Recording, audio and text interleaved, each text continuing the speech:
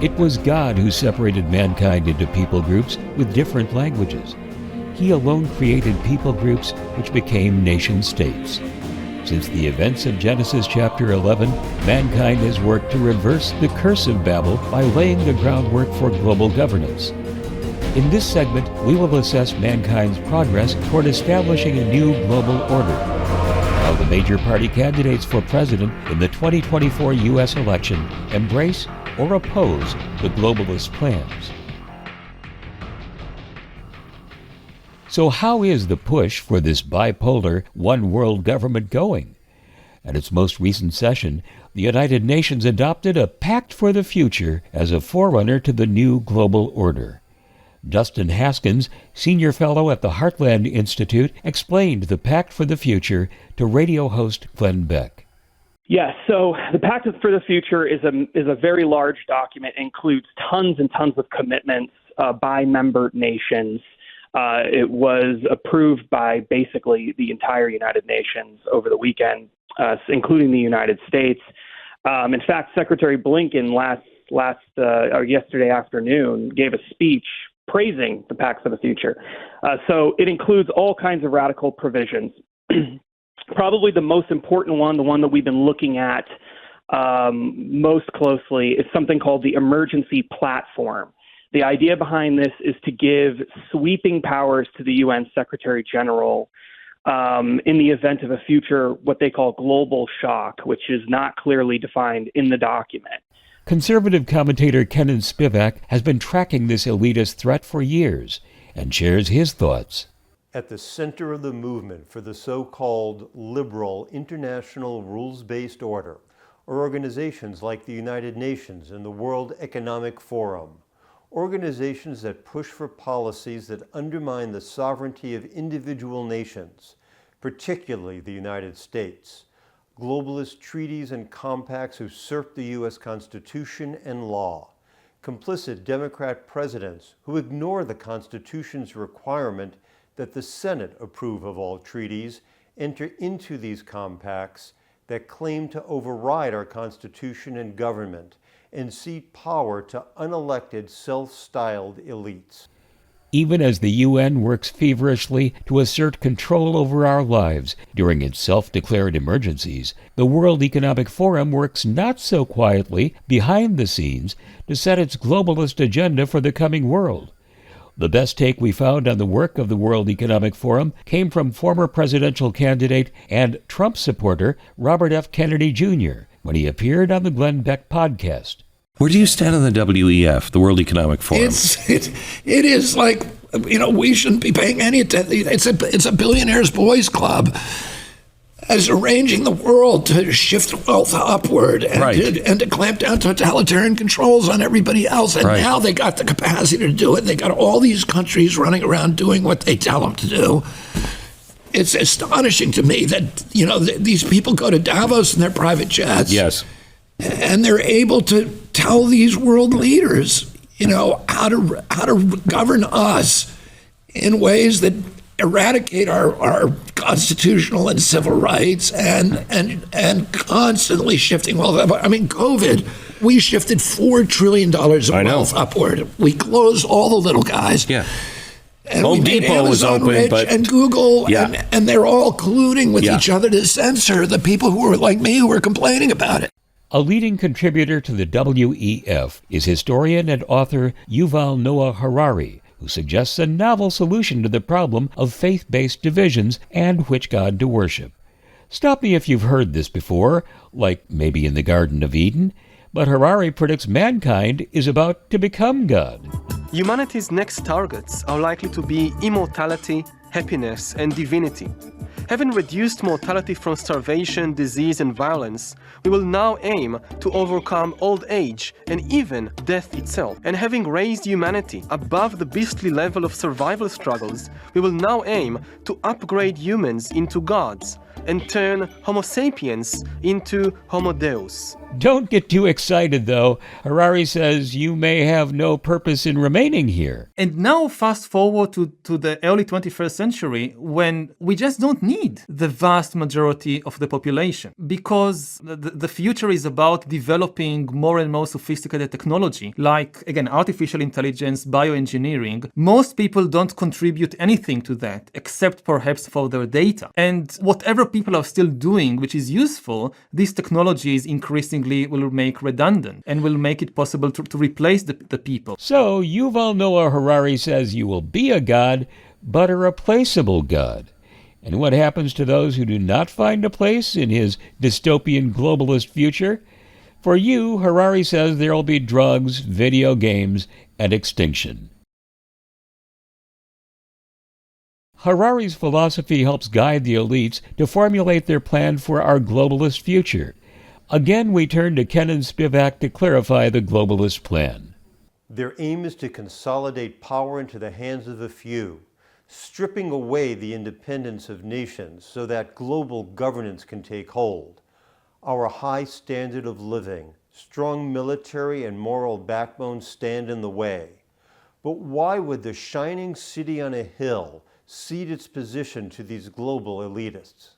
They found accomplices in our government, media, and religious institutions who would degrade the moral, financial, and military underpinnings of our nation. Some of these people received cash and other favors, while still others received promises of being part of this new ruling global elite. Billions of dollars are given away overseas while our people suffer. Meanwhile, far from the eyes of average Americans, unelected elites gather in places like Davos to discuss the future of the world. They are not accountable to you or to our government, and yet they wield immense influence over governments, corporations, and media alike. Comparing today's America to that of 40 or 50 years ago, we can see how far down the slippery slope we have slid. The process is so far along that this election may be our last fork in the road, determining which route America chooses: a Marxist, globalist, elitist oligarchy, or a return to the constitutional republic won for us with the blood of the patriots at Yorktown in 1781. Democrat Kamala Harris is linked at the hip with the policies of the current president, Joe Biden. In fact, he recently told the ladies of ABC's The View that he could delegate any of his responsibilities to Vice President Harris. And as Vice President, there wasn't a single thing that I did that she couldn't do. And so I was able to delegate her responsibility on everything from foreign policy to domestic policy. As the last person in the room, Harris claimed credit for the failed withdrawal of U.S. troops from Afghanistan, which saw 13 of them killed in action by a Taliban suicide bomber. Vice President Kamala Harris confirmed she played a pivotal role in President Biden's decision to withdraw U.S. troops from Afghanistan in an interview with CNN's Dana Bash on Sunday. He just made a really big decision. Afghanistan. Yes.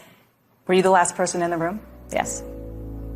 And you feel comfortable? I do. Fox News contributor Pete Hegseth told commentator Mark Levin. First of all, she's a Marxist at home, and then she's a globalist and apologist overseas. And you know, most empires lose their influence around the world because they lose their compass at home. That certainly happened under Obama. It's fast forwarded under Biden, and under Marxist Kamala Harris, Comrade Kamala, it would accelerate. We know exactly who she is. She is a radical, cratering our sense of self, our southern border, our national identity, our love of country. And certainly our military, as you've talked about, as I wrote about in The War on Warriors. When all of that happens, the world takes notice. So why has the world not taken notice of the 325,000 children Kamala Harris lost track of during her term as Joe Biden's border czar? Donald Trump wants to know. Harris lost. Listen to these numbers, though. Seriously, if this were a Republican, they'd be stringing them up. Now listen to this number, because you have to understand what it means. 325,000 children have been lost. They've been allowed to be trafficked all across our borders. She flew in illegal aliens by the hundreds of thousands, and many of these were young children. But we have no idea where, think of the number, 325,000 children are missing. Many are dead. Many are involved in sex operations.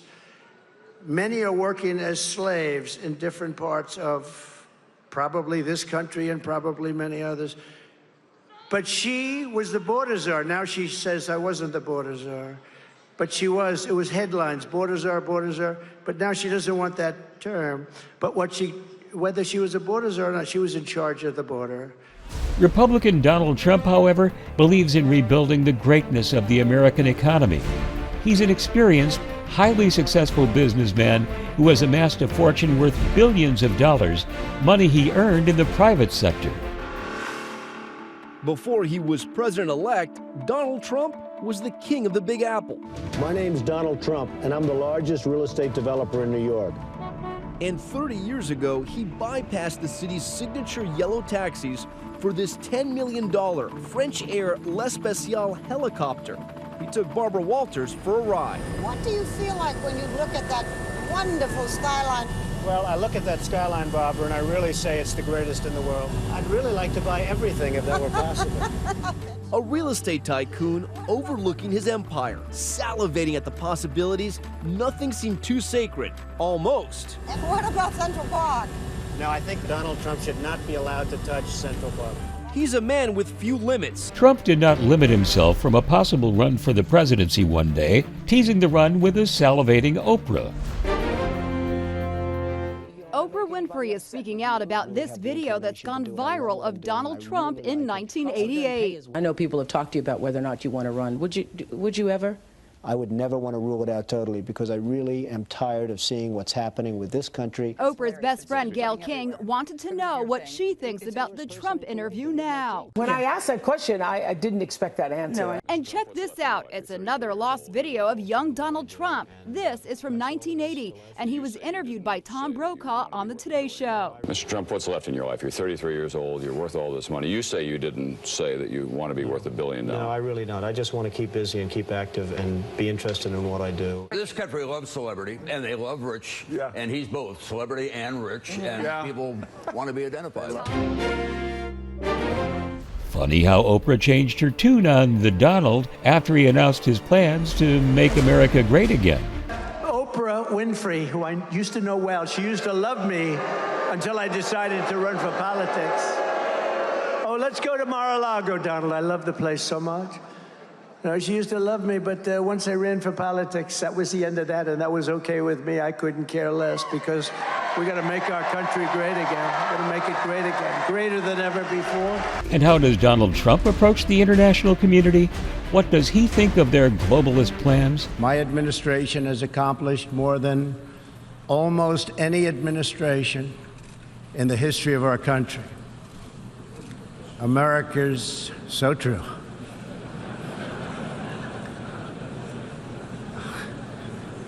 Didn't expect that reaction, but that's okay. In just 4 years, he reshaped the international norms, pulling America out of key agreements, including the Paris Climate Accord, the Iranian nuclear deal, and the UN Human Rights Council. From day one, he set his sights on NATO, the bedrock of transatlantic defense for over 7 decades. Countries that aren't fulfilling their commitment, and those countries are going to be dealt with. Maybe I'll deal with them from a trade standpoint. Maybe I'll deal with them in a different way. I'll work something out where they have to pay. But, we don't want to have people delinquent. That is the Trump style. Other nations pay their fair share. It's another part of his promise to make America great again and keep his word to the American people. We close this segment by looking back to a day in January 2017 when Donald J. Trump took the oath of office. I, Donald John Trump, do solemnly swear that I will faithfully execute